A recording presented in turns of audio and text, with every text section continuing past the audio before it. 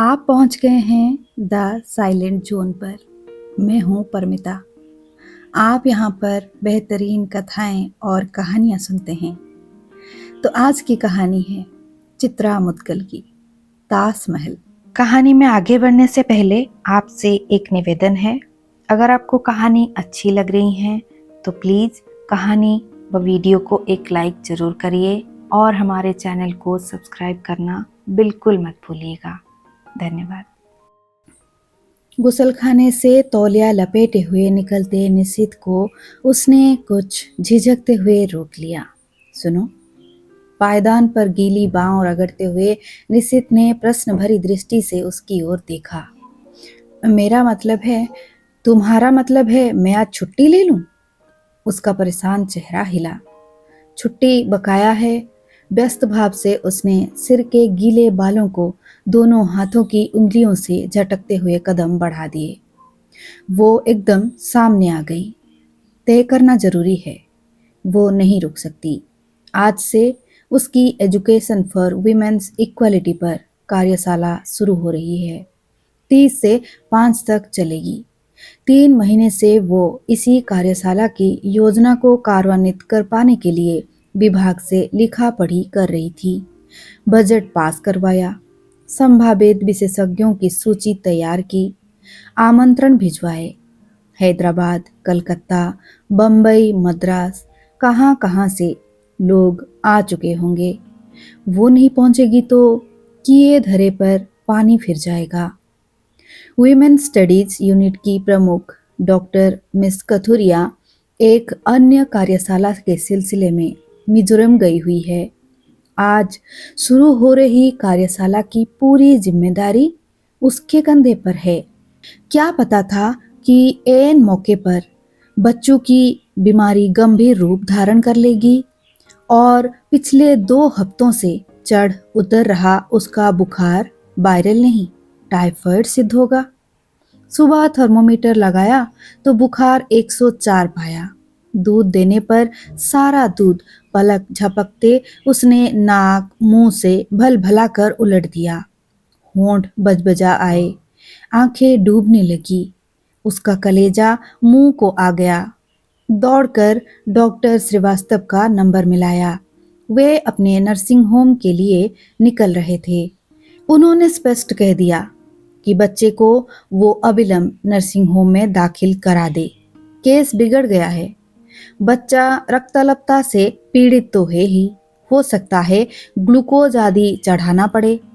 उसने कंपित शब्दों में अपनी मजबूरी बयान की कि क्या शाम को कार्यशाला से लौटकर वो बच्चों को नर्सिंग होम में दाखिल नहीं करा सकती? नहीं, कहकर डॉक्टर श्रीवास्तव ने लाइन काट दी।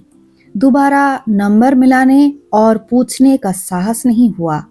डॉक्टर श्रीवास्तव की हड़बड़ाहट से स्पष्ट जाहिर हो रहा था कि वे बेहद जल्दी में हैं और फोन रखते ही घर की सीढ़ियां उतर गाड़ी में बैठ गए होंगे। सब पैसा बनाने का चक्कर है, नर्सिंग होम में ले आइए। टांगे फैलाकर पेंट की जिप चढ़ाते हुए निशित ने घृणा से मुंह बिराया। टाइफाइड है, कैंसर नहीं। मर नहीं जाएगा बच्चू। सुबह से घर को सिर पर उठा रखा है, ऊपर से ये डॉक्टर। जेब कतरे हैं साले, जेब कतरे। टी शर्ट का हैंगर बिस्तर पर फेंकते हुए वो बाहें फंसाते हुए टी शर्ट पहनने लगा, एकदम निर्लिप्त। दाखिल वाखिल करने की मूर्खता छोड़ो, लंच के बाद घर आ जाओ बस। तब तक अम्मा देख लेंगी उसे। बतरा मामूली डॉक्टर नहीं, उसकी दी हुई खुराकें तो पूरी होने दो। तो तुम उसे नर्सिंग होम नहीं ले जा सकते? एक तो मैं डॉक्टर श्रीवास्तव की सलाह उचित नहीं समझता, और अगर तुम्हारी जिद ही हो तो गुंजाइश नहीं। इससे अधिक गिड़गिड़ाना उसके बस का नहीं। समय भी नहीं है। मदर डेयरी के बूथ के सामने से ठीक 8:20 पर उसकी चार्टर्ड बस छूट जाती है। उसके बाद 8:30 की 344 स्पेशल निकलती है, जो ठीक गेट नंबर 2 पर खत्म होती है। गेट नंबर 2 से उसका कार्यालय यही कोई आधा फलांग होगा। 8:30 वाली बस भी छूट गई तो मुसीबत ही समझो। पहुंचने के लिए कोई सीधी बस नहीं है। मेडिकल पहुंचकर बस बदलो या फिर स्कूटर टैक्सी का सहारा लो। व्यर्थ ही उसके आगे पीछे मंडराती रही। स्वयं तैयार होना है। संग ले जाने वाले पूरे कागजात सहेजने हैं। आधे घंटे के अंतराल में बच्चों को 2 अन्य दवाइयां पिलाई जानी थी, जिन्हें पिलाना ही भूल गई। दूध उलटकर कैसा निष्प्राण हो आया है, हफ्तों से न सींचे पौधे की भांति। किसी सहयोगी को फोन भी नहीं कर सकती कि ऐसी स्थिति में वे ही सुझाए कि वो क्या करें। निकल चुके होंगे घर से सब। वैसे भी उद्घाटन में तो उसे हर हालत में होना ही चाहिए। श्रेय लपकने वाले प्रतिस्पर्धी कौन कम है कार्यालय में। वैसे भी कार्यालय अब जुआ खानों और जुगाड़ खानों में तब्दील होते जा रहे हैं। खेल खेलने में माहिर ही वहां जमे रह सकते हैं। उन लोगों के सामने घर बार की मजबूरी का होना, उनके हाथ में फांसा पकड़ाना होगा। टाइफाइड है, कैंसर नहीं, मर नहीं जाएगा बच्चों। लगा था किसी ने पहाड़ की चोटी पर चढ़ाकर अचानक पीठ पीछे से धक्का दे दिया हो। निश्चित दिन प्रतिदिन काट क्यों होता जा रहा है, किसी सूखे तन्ने सा काट, जिसकी छाती में खुदे कोटरे में निवास करते पक्षियों सदृश वे। कोई सरोकार नहीं उन रहने वालों के संग उसका। क्या हुआ उनके दरमियान कि एकाएक निश्चित काट होने लगा और वे कोटरे के आश्रयी पक्षी बदहवास हो घबरा कर कितनी जोर से चीखी थी। जब तक बच्चों को गोद में उठाकर पलंग की पाटी से उसे नीचे झुकाए, तड़प कर उसने नाक और मुंह से भल भल कर दूध नहीं आंतें उगल दी थी बिस्तर पर। कोई समय था बच्चे पर बिगड़ने का। खटिया लगते बड़े बड़ों की हिम्मत पस्त हो जाती है। बिस्तर पर ही खाना पाखाना होने लगता है। फिर वो तो 4 फीट की नन्ही काया है। कहीं गांव जवार में होता तो अब तक कन्या लदा बछेड़ सा माँ के आंचल में मुंह मारता फिरता। दवाई की दोनों खुराकें आंख भींचे पड़े शिथिल बच्चों के मुंह में एक साथ डाल दी उसने। उबकाई शांत है, दवाई उल्टी नहीं उसने। कलाई मोड़कर सुइयों पर निगाह डाली। मस्तिष्क को अचानक बिजली का सा झटका लगा। चटड़ गई। भले सीढ़ियां उतरते ही उसे रिक्शा खड़ा मिल जाए, तब भी वो मदर डेयरी के बूथ तक समय से नहीं पहुंच सकती और बस नहीं पकड़ सकती। 344 स्पेशल का ही आसरा से कंधे पर मूंगा कोटा के पल्लू की चुन्नटों को ब्लाउज के भीतर से पिन लगाते हुए वो हड़बड़ाई हुई सी अम्मा जी के निकट जा खड़ी हुई। बोलते हुए चेहरा दयनीय हो आया। कुछ बोलना न भी हो तब भी दयनीयता उनकी उपस्थिति के साथ ही जाने क्यों चेहरे पर आ चिपकती है। आप कहे तो रोनू को क्रेच में छोड़ती जाऊं? काहे? अम्मा के माथे की सावली झुर्रियां गहरी सलवटों में परिवर्तित हो चौड़ाती झड़ी मांग से जा जुड़ी। हम नहीं है घर में? दोनों को संभालने में दिक्कत नहीं होगी आपको? जरूर होगी। तुम बच्चों को नर्सिंग होम में दाखिल नहीं कराए रही? उनका आशय तमाचे सा लगा गाल पर। छुट्टी नहीं ले सकती। उसे लगा आगे शब्द नहीं। अचानक रुआंस झड़ पड़ेगी होठों से। बीच बीच में छुट्टी लेती रही, ले सकती थी। नहीं ले पा रही तो कोई बच्चों की जिम्मेदारी उठाने को तैयार नहीं। 2 हफ्ते से बिस्तर पर पड़ा है बच्चा। किसी रोज दिक्कत हुई क्या? कोई तकलीफ दी उन्हें? बच्चों ने उठ पाता है तो अपने आप निर्देशानुसार दवा खा लेता है, दूध पी लेता है। बच्चों से लगाव नहीं है न सही, लेकिन सामान्य दया माया पाने का भी अधिकारी नहीं है वो।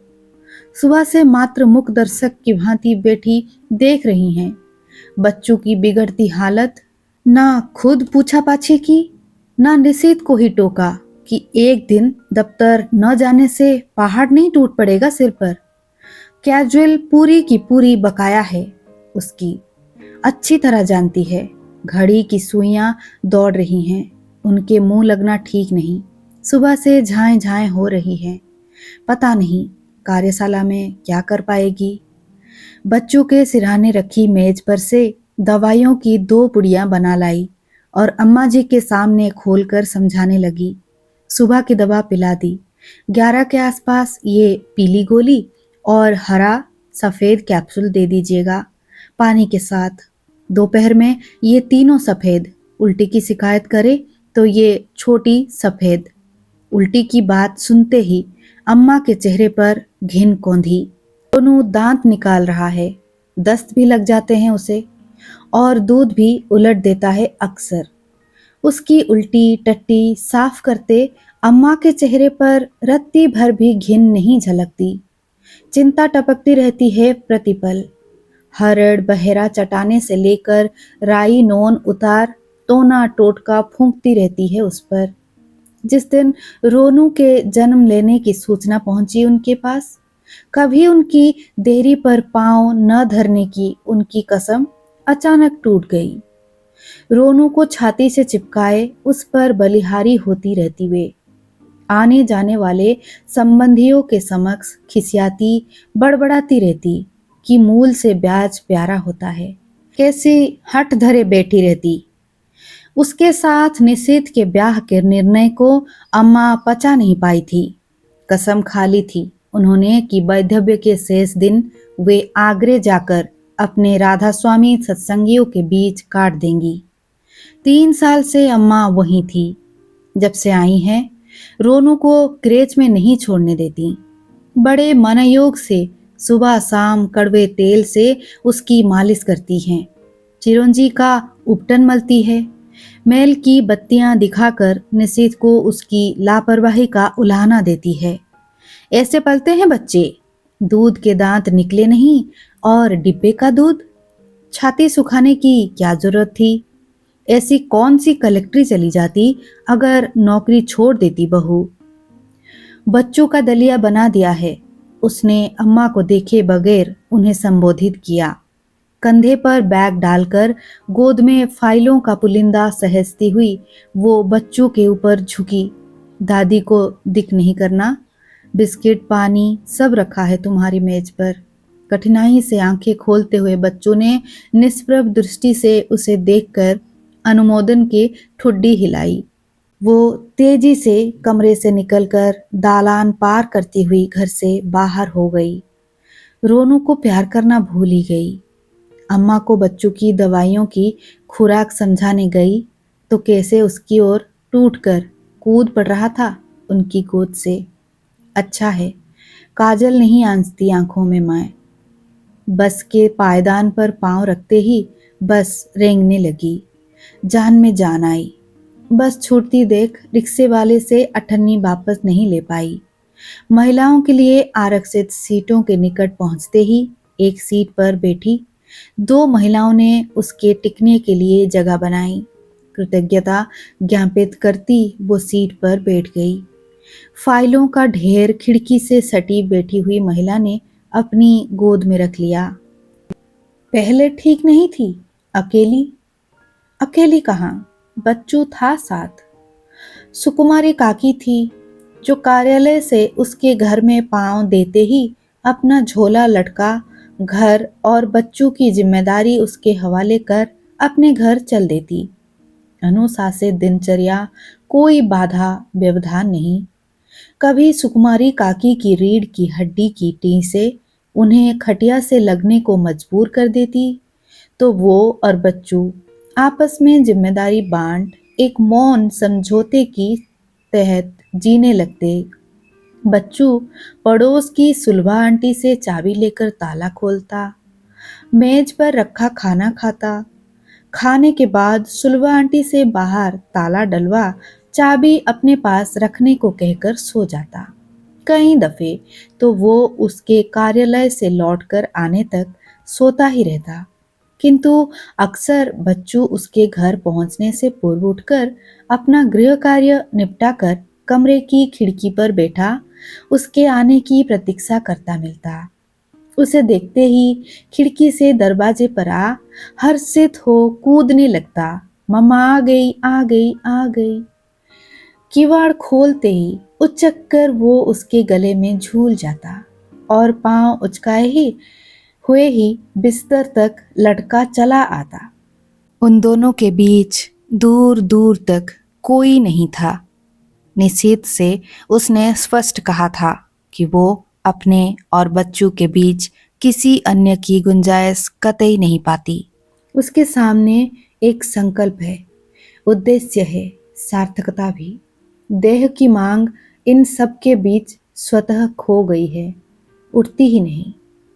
ये साधना है, स्वाभाविक मांग से काटकर। गलत। ना साधने की आवश्यकता रह गई है, ना काटने का प्रयत्न। देह अपनी सीमाओं के प्रति समझदार नहीं, साझीदार भी है। मैं इसे दमन करूंगा। तुम मुझे जीने की परिभाषा नहीं दे सकते। ये तुम्हारी जाति है।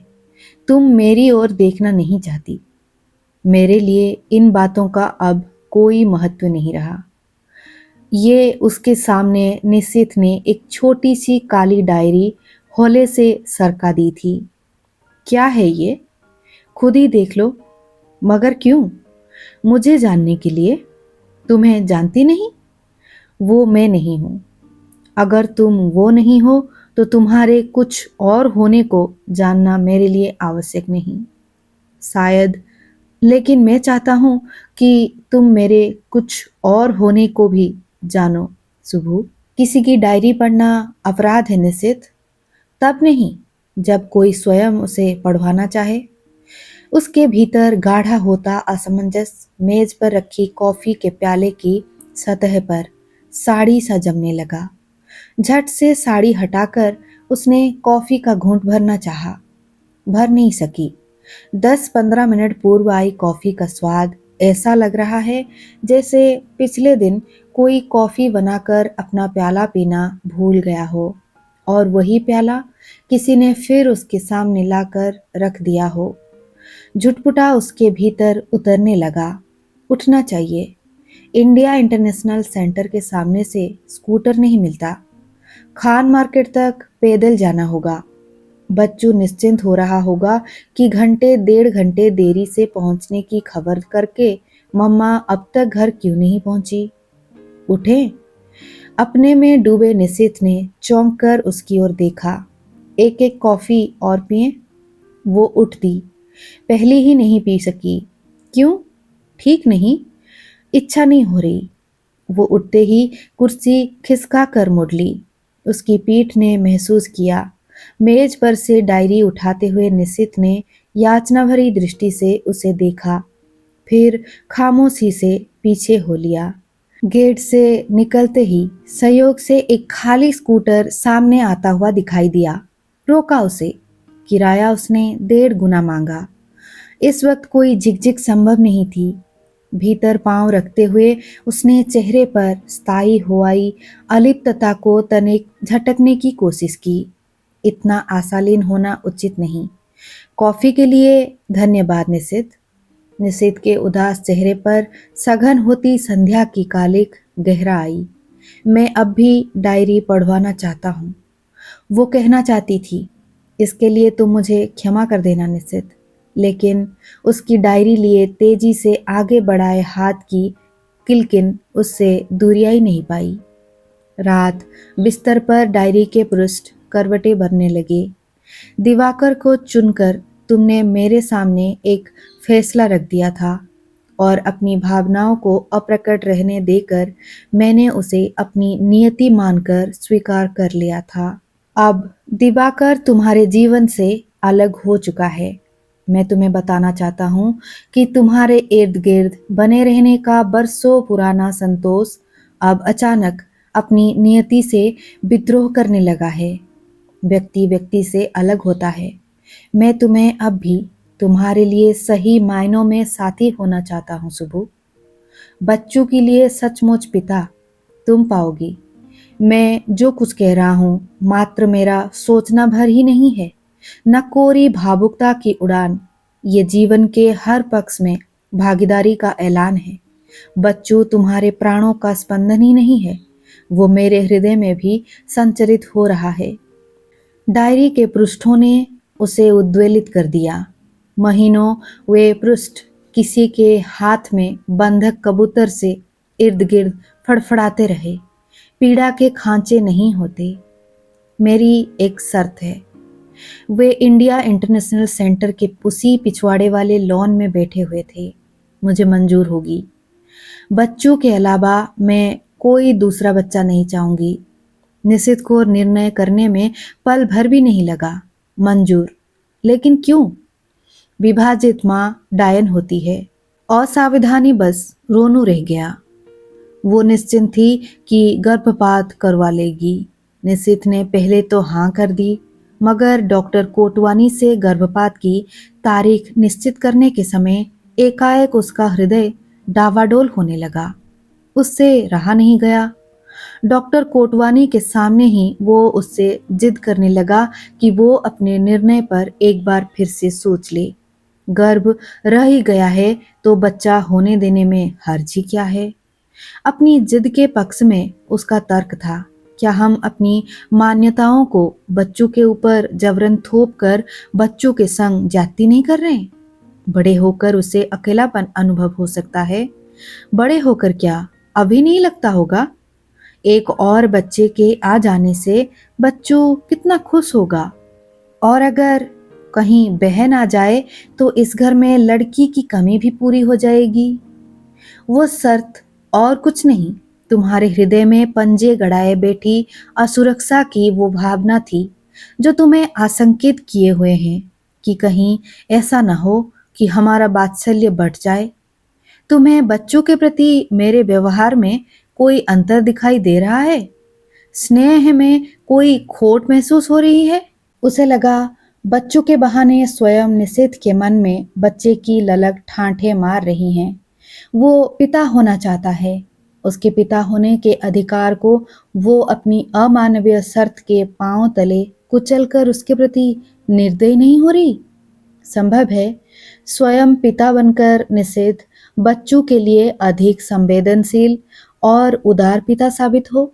शायद आने वाला बच्चा उन तीनों को अधिक सुदृढ़ता से जोड़ने वाला सेतु सिद्ध हो। गर्भपात कराने का निश्चय उसने बदल दिया। कुर्सी पर अधलेटी सी हो उसने आंखें ठाप ली। कैसा दड़वे सा कमरा है उसका। बिजली जाते ही अंधेरी सुरंग सी हो उठती है। कमरे के ऊपर ठड्डी पड़ती सी दीवारें। कितनी लिखा पढ़ी की है अधिकारियों से उसने कि काम काज के लिए उसे कोई अन्य जगह दे दी जाए। कोई भी, भले ही वो वातानुकूलित ना हो, मगर उसके सीने पर आसमान की ओर खुलती कुछ एक खिड़कियां अवश्य हो, जिनसे टिककर वो ताजी हवा के झोंकों के साथ अपने होने को अपने भीतर महसूस कर सके। घर और कार्यालय दोनों ही जगह वो अपने होने को महसूस करने के लिए निरंतर छटपटाती रहती है। घर में खिड़कियां बहुत हैं, मगर वे खुली होने के बावजूद उसे उसके होने की अनुभूति से नहीं पूरती। उसे लगता है कि वे खिड़कियां खिड़कियां नहीं रह गई है, दीवारों का हिस्सा बन गई है, जिनके पट जंग खाई सिटकनी के चलते कभी न खुल पाने के लिए अभिशप्त है। अंदर आ जाऊं साहब? चौंक कर वो सीधी हो गई। प्रकाशन विभाग के गुप्ता जी थे। लगता है मैंने आराम में खलल डाल दी। आराम तो कुछ सोच रही थी। बैठिए बैठिए। उसने उनके प्रश्न का कोई उत्तर न देते हुए कुर्सी की ओर इशारा किया। ऐसा है शोभना जी, मैं आपकी परेशानी समझ रहा हूँ। जिन लोगों को स्थानांतरित किया जाना चाहिए वे इत्मीनान से कुर्सी से चिपके बैठे हुए हैं। किसी एमपी या मंत्री से परिचय वरिचय नहीं आपका? उसने प्रश्न भरी दृष्टि से गुप्ता जी की ओर देखा। ये निर्देशक साहब हैं ठेठ धुर्र। करती रहिए लिखा पढ़ी, देती रहिए ये कारण वे कारण, रोती बिसुरती रहिए अपनी कठिनाई। हथेली पर सरसों नहीं जमेगी। आपको शिमला जाना ही पड़ेगा। बतौर फील्ड एडवाइजर। रीडर है तो क्या हुआ, जहां तहां पटक सकते हैं वे आपको। बस एक ही पेपर वेट है जो आपके तबादले को कल का कल, बल्कि यूं कहूं तो अभी इसी क्षण रद्द करवा सकता है। मंत्री जी का एक फोन पहुंच जाए इस धुर्र के पास, फिर देखिए तमाशा। कलाबाजी खाता नजर आएगा आपके इर्द गिर्द। अंगद के पांव की तरह दिल्ली में जम जाइएगा आप साहब। यही तो मुश्किल है। उसके चेहरे पर हताशा अहेरी के जाल सी फैल गई। अरे मुश्किल मुश्किल कुछ नहीं, निषेध जी से कहिए कोई सोर्स भिड़ाए। दिल्ली में रहिएगा और बिना किसी एमपी मंत्री के कृपा से। उसके होठों पर कल छाया विद्रूप खिंचाया। जल्दी में नहीं लगे गुप्ता जी, चाय मंगवानी ही पड़ी उसे। चाय सुड़कते हुए गुप्ता जी उसके विभाग के प्रत्येक अधिकारी की जन्मपत्री सस्वर बांचते रहे। सुनते हुए भी वो सुन नहीं रही थी।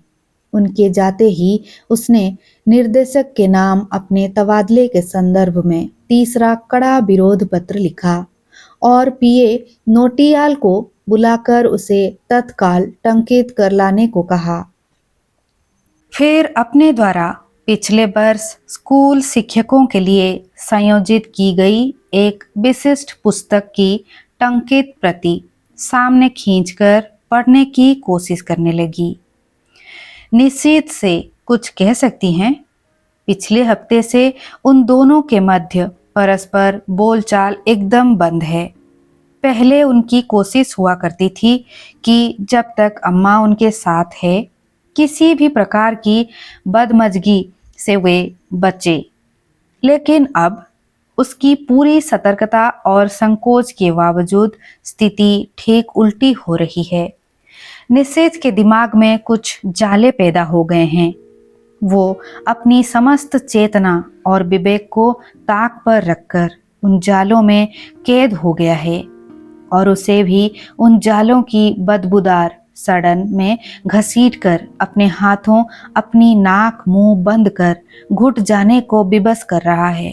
बंद कर ले अपनी नाक मुंह। सोने की तैयारी में वो पलंग पर अधलेटी हुई पत्रिका पलट रही थी। निषेध ब्रश करने गया हुआ था।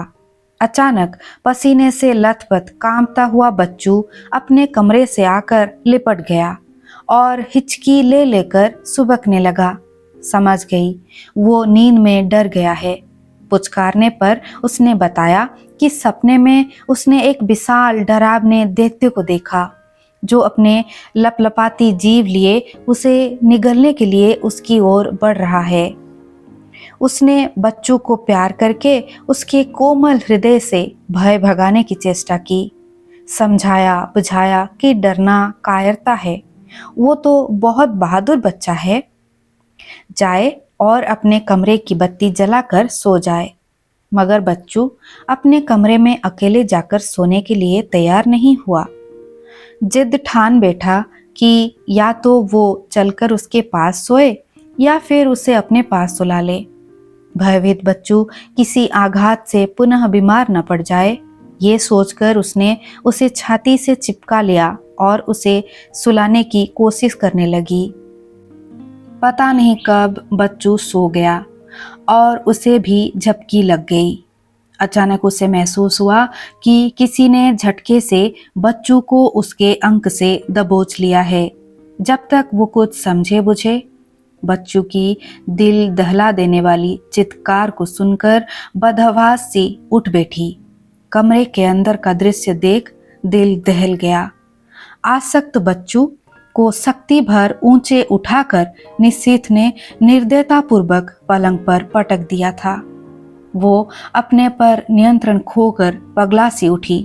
क्यों प्राण लेना चाहते हो तुम इस अबोध बच्चे के? क्या बिगाड़ा है इसने तुम्हारा? बोलो, क्या बिगाड़ा है इसने तुम्हारा? ये मेरी आंखों में प्रतिक्षण किरत सा करकता रहता है। मगर क्यों? ना पूछो तो बेहतर है। सब्र की एक सीमा होती है निश्चित, और मेरे भीतर भी अब वो चुक गई है। बच्चू मात्र दिवाकर का अंश ही नहीं, उसकी शक्ल में तुम प्रतिपल अपने भीतर दिवाकर को ही जी रही हो। दिवाकर तुम्हारे लिए अतीत नहीं, अब भी वर्तमान है, वर्तमान। वो तुम्हारे जीवन से निकलकर आज भी नहीं निकल पाया।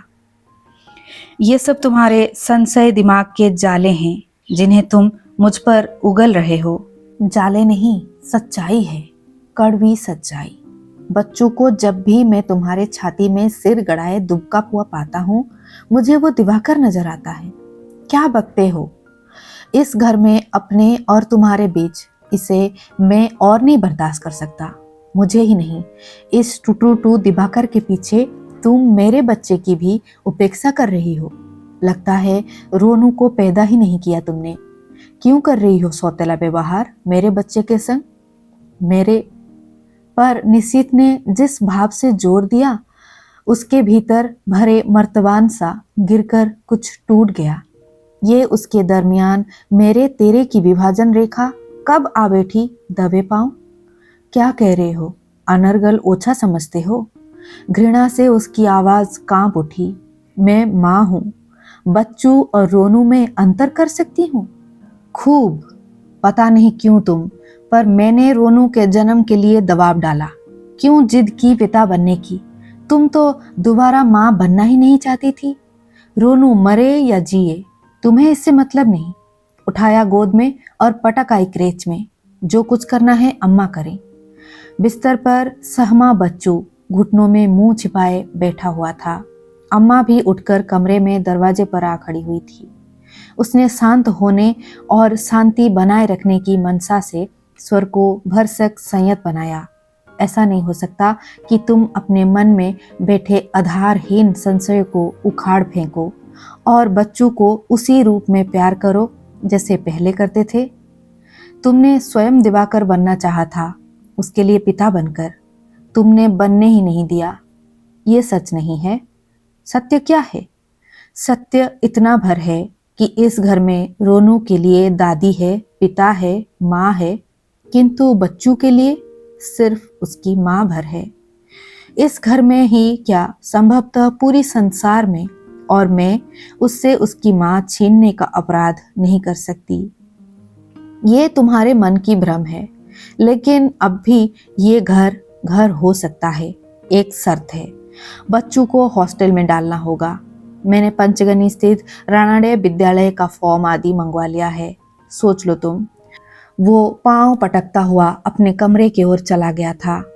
अम्मा जैसे मौन खड़ी थी, मौन ही पलट पड़ी थी। उस कमरे में रह गए थे सिर्फ वो और घुटनों में मुंह दिए उकड़ई बैठा बच्चू। कितना कुछ कहना चाहती थी जो व्यक्ति मेरे जीवन से निकल चुका है, उसे तुम इस अबोध बच्चे में खोज रहे हो। ये दिवाकर का अंश जरूर है निशित, किंतु ये मेरा भी तो अंश है। तुम मुझे क्यों नहीं खोज सके बच्चों में, और उसे क्यों नहीं अपना सके? क्या था वो जो तुम अपनी डायरी के पृष्ठों में दर्ज करते रहे? दिवाकर से जुड़ जाने के बावजूद जो तुम्हारे हृदय में उतनी ही तीव्रता से प्रज्वलित होता रहा और बरसों के अंतराल के बावजूद समेत नहीं हो पाया। कहना ये भी चाहती थी निशित से कि तुमने तो कहा था कि तुमने ब्याह इसलिए नहीं किया था कि तुम अपनी सुभू के अलावा किसी और से शादी कर ही नहीं सकते थे। अंदर आ सकता हूँ मैडम? नोटियाल निर्देशक के नाम लिखाया गया उसका पत्र टंकित करके ले आया था। आओ। ये पत्र हाथ से ही भिजवाएंगी बड़े साहब के पास या डाक से? नोटियाल ने पत्र की टंकित प्रति उसकी ओर बढ़ाते हुए पूछा। बैठो, अब ये पत्र नहीं जाएगा। नोटियाल ने चकित भाव से उसकी ओर देखा। हाँ, दूसरे पत्र का डिक्टेशन ले लो। ये ठीक नहीं? नहीं, ये बात नहीं। ये तबादले के प्रतिवाद में है नोटियाल, और अब मैं तबादले पर जाने के लिए तैयार हूँ। कागज कलम संभालते हुए नोटियाल ने अचरज से मैडम की ओर देखा। ये मैडम क्या कर रही हैं? कहानी समाप्त हुई।